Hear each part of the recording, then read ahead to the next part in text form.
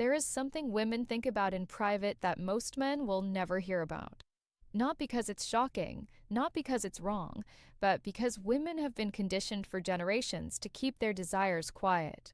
And honestly, that silence is killing intimacy and relationships everywhere. Today, I'm breaking that silence. I'm going to share the four most common sexual fantasies women have, but almost never talk about. And by the end of this, you'll understand female desire in a way most men never will. I'm Magda Kay, your trusted men's health advisor. And make sure you watch closely because fantasy number 3 might completely surprise you. It's one of the most common fantasies women have. And yet, most men have no idea it even crosses their partner's mind. If you want to understand what really turns women on, not what society says, but what actually happens in their minds, hit that subscribe button because we're going deep today. All right, let's get into it.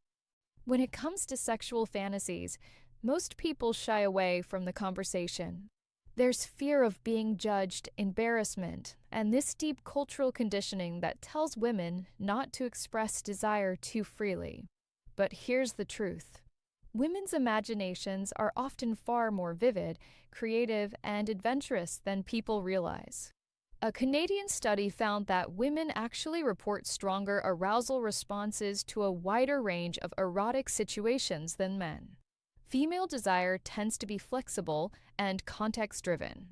It's emotional, sensory, and imaginative. And once you understand that, it becomes clear that female desire isn't a mystery. It's a language. So, what are the fantasies that come up most often? Let's start with number 1, intimacy with a stranger.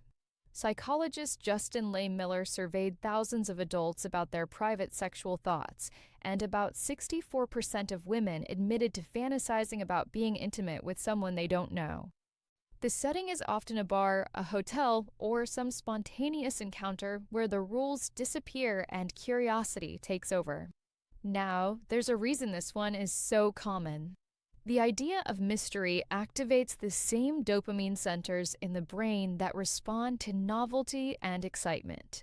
A stranger represents something new. New scent, new voice, new rhythm. And that unfamiliarity can feel thrilling. And here's the thing, it's not about cheating. It's about imagination and freedom from expectation. As relationship expert Esther Perel often says, eroticism thrives on novelty. It's not necessarily about new partners, but about new experiences. A fantasy with a stranger allows the mind to explore unfamiliar territory without the constraints of real-world judgment. It's a safe way to experience excitement without any actual risk. And honestly, understanding this can completely change how you approach attraction. So many men worry about how to spark attraction in women, when in reality, confidence and curiosity are the key ingredients. You don't need perfect lines or grand gestures. You need presence, eye contact, and authenticity. Flirting is just communication with energy behind it. Women respond to attention, not pressure. When you're curious and relaxed, you create safety. And when a woman feels safe, she feels free to express her playful, flirty, or even daring side. That's what connection really is. Mutual permission to be present. Now, let's move to the second major fantasy, power dynamics. Roughly 65% of women report fantasizing about being dominated, while 47% fantasize about being in control. And before you jump to conclusions, it's not about violence or humiliation. It's about trust, balance, and emotional intensity. Power play fantasies are about switching roles and stepping outside of everyday identity. For many women, especially those who manage a lot of responsibility in life, the idea of surrender feels freeing. It's a break from decision M, a chance to relax into the moment and let go. For others, it's the opposite. They enjoy being the one in control. Being dominant can feel empowering and playful, especially in a context built on mutual respect. In both cases, These scenarios give people a safe way to explore control and vulnerability, two sides of the same coin. Playing with power dynamics can be deeply psychological. It's less about what's happening physically and more about what it means emotionally. It invites communication, negotiation, and trust, all qualities that strengthen connection in the real world, too. And here's what most men don't realize. When a woman fantasizes about surrender, she's not fantasizing about weakness. She's fantasizing about feeling so safe with someone that she can completely let go. That's actually a massive compliment to the man she's imagining it with. Now, the third common fantasy, and this is the one that surprises most men, is about group encounters, usually threesomes. About 56% of women have imagined this, according to Leigh Miller's data. Some picture being the center of attention, others imagine watching, and some picture their partner with another woman. There are countless variations, but the theme is the same: curiosity and novelty. Roughly 17% of women imagine an all-female scenario, while about 39% imagine mixed-gender encounters. And here's what's important to understand. These fantasies aren't necessarily about acting them out. They're about imagining freedom, variety, and the excitement of being desired from multiple directions. The psychology behind it is actually quite simple. Humans are wired to crave new sensory experiences.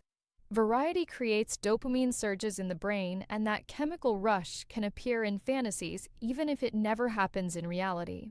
It's not about betrayal. It's about imagination's love of possibility. And honestly, the fact that someone fantasizes about something doesn't mean they want it to happen.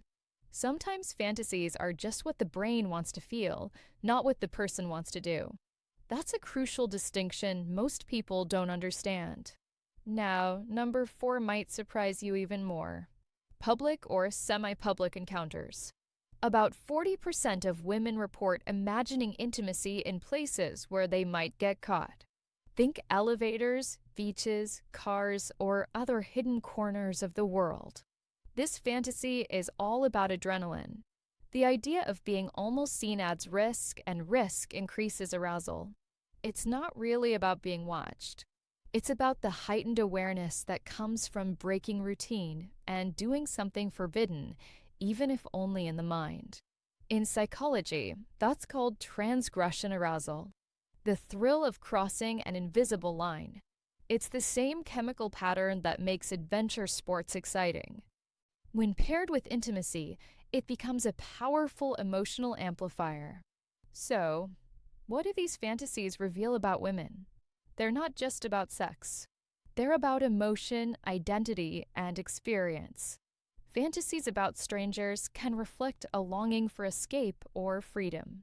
Power dynamics can express the need to feel safe while surrendering control. Group scenarios can mirror curiosity and a desire for variety. Public settings reflect the thrill of spontaneity. Each fantasy speaks to a deeper psychological need: safety, novelty, power, connection, or excitement. And the most important takeaway is this: there's no such thing as a normal fantasy. They're all just stories our brains use to explore emotion. Here's what I want you to understand. Sharing these thoughts with a partner can be transformative. Research shows that couples who talk openly about their fantasies experience stronger intimacy and better communication overall. About half of couples who shared fantasies said it improved their relationship, not because they acted them out, but because it deepened trust. Still, many women find it difficult to have these conversations. Generations of cultural conditioning have told women that desire makes them less respectable. The result: many suppress their fantasies and pretend not to have them, which often leads to disconnection and frustration. It's okay to want to be the good girl in public and the passionate one in private. That duality is human, not hypocritical. Most women want to feel both adored and desired, respected and adventurous. Those traits coexist beautifully when trust is strong. If you want to talk about fantasies with your partner, create an environment of comfort. Choose a private, relaxed setting where both of you feel safe. You can start gently by saying something like, "There's something I've been thinking about that excites me. Can I tell you?" From there, listen, smile, and let curiosity lead. The goal is to share, not shock. These conversations don't have to be heavy. They can be fun, light, and full of laughter. The key is openness without judgment. When both partners can share desires freely, intimacy becomes something deeper than routine. It becomes play. You move from performance to authenticity, from worry to connection. Fantasies stop being secrets and start being stories you can enjoy together. At its core, fantasy is one of the healthiest parts of human sexuality. It keeps long-term desire alive and keeps the imagination flexible. Curiosity is a sign of vitality, not shame. The more we talk about it, the more we normalize sexual honesty and empathy. For women, being open about desire isn't rebellion. It's self-awareness. For men, listening without judgment is the foundation of true connection. When both sides meet with curiosity and respect, that's when real intimacy happens. All right, let's take this deeper because there's another layer most people never talk about. One of the biggest misunderstandings around fantasy is the assumption that desire equals dissatisfaction. That if someone imagines something else, it must mean something is missing. But psychologically, that's not how fantasy works. In fact, research in sexual psychology shows that people in long-term loving relationships often have richer fantasy lives, not poorer ones. Why? Because safety gives the mind room to roam. When the nervous system feels secure, imagination expands. Fantasy isn't a replacement for intimacy. It's a companion to it. Think of it this way. The mind uses fantasy the same way it uses dreams to process emotion, curiosity, power, fear, excitement, and identity. Most fantasies aren't literal instructions. They're symbolic. A fantasy about being pursued might not be about the scenario itself, but about wanting to feel chosen. A fantasy about control might not be about dominance, but about relief from pressure. When you understand this, desire stops feeling threatening and starts feeling informative.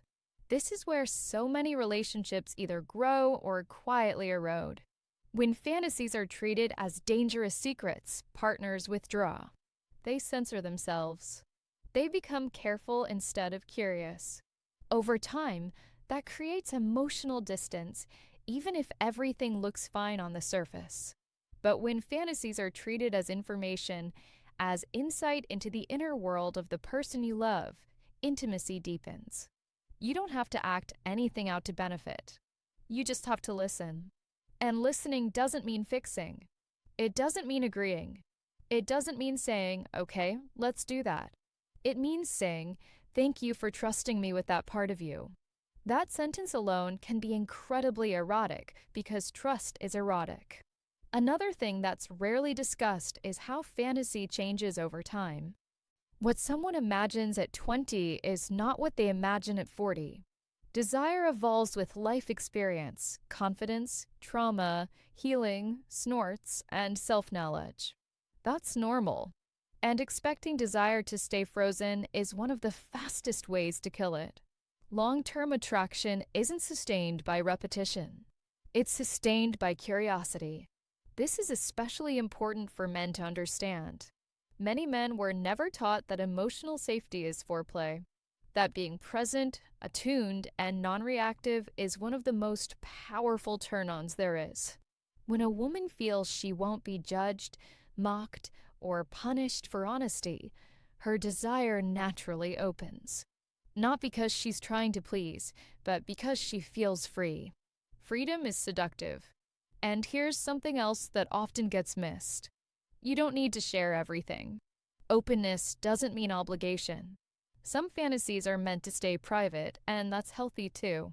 Privacy and intimacy are not opposites. They coexist. The goal isn't full disclosure. The goal is emotional permission. Knowing that if you did want to share, you could. That knowledge alone changes the dynamic.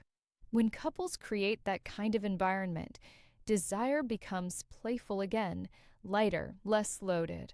Sex stops being a performance and starts being a conversation.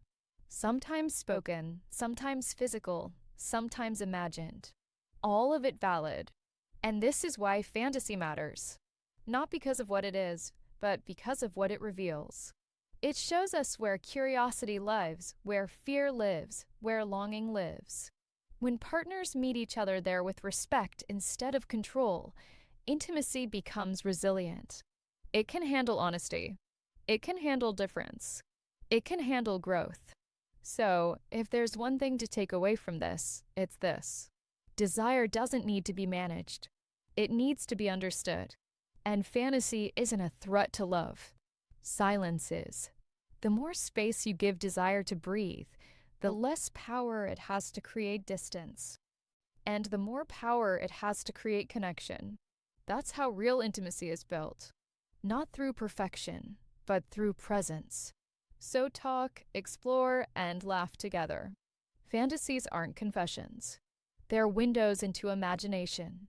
The more you understand them, the more you understand yourself and your partner. If this changed how you think about female desire, hit that subscribe button, drop a comment, and tell me which fantasy surprised you most. I read every single one. Thanks for watching.